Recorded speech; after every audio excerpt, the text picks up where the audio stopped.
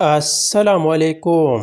سابق کپتان شعیب ملک کا کہنا ہے کہ بابر اعظم بہت بڑا کھلاڑی ہے۔ میرا بابر اعظم کو مشورہ ہے کہ بابر اعظم کپتانی چھوڑ دے، پھر بابر اعظم کا ریکارڈ کوئی بھی نہیں توڑ سکتا۔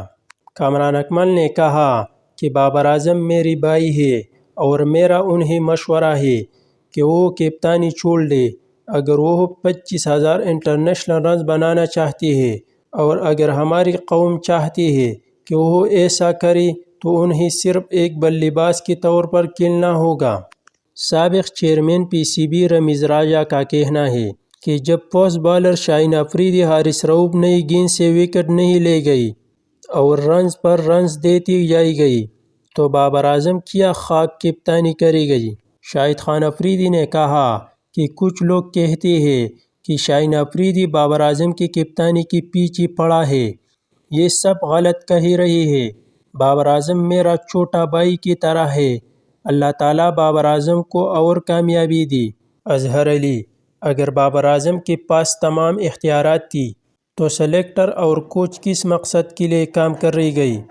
اگر بابر انہیں نظر انداز کر رہے تھے تو انہوں نے استعفی کیوں نہیں دیا؟ ہم کیسے یقین کر سکتے ہیں کہ نیا کپتان وہی غلطیاں نہیں کرے گا؟ یہاں تک کہ عمران خان نے بھی اپنی کیریئر کے آخر میں ورلڈ کپ جیتا تھا۔ ہم نے بابر اعظم کو 3 سال تک سپورٹ کیا ہے، لہٰذا ان کی جگہ لینے کے بجائے ہمیں ان کی غلطیوں کو درست کرنے میں ان کی مدد کرنی چاہیے۔ بہرحال یہ وہی بابر تھا جس نے ہمیں اس سے پہلے فائنل تک پہنچایا تھا۔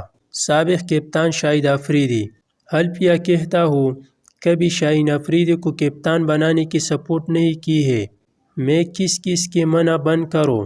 سوشل میڈیا پر پڑھ کر افسوس ہی کر رہا ہوں۔ مجھ سے وزیر اعظم نے پوچھا تو میں نے کہا کہ بابر اعظم کو پوری طور پر تبدیل نہ کریں، اسے ٹیسٹ میچ کا مستقل کپتان رکھیں۔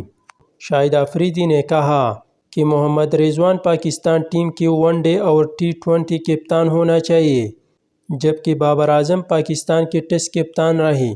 کپتانی کے لیے رضوان مناسب امیدوار تھے۔ شاہین افریدی کی کپتانی کی لابنگ میں کوئی صداقت نہیں۔ شاہد افریدی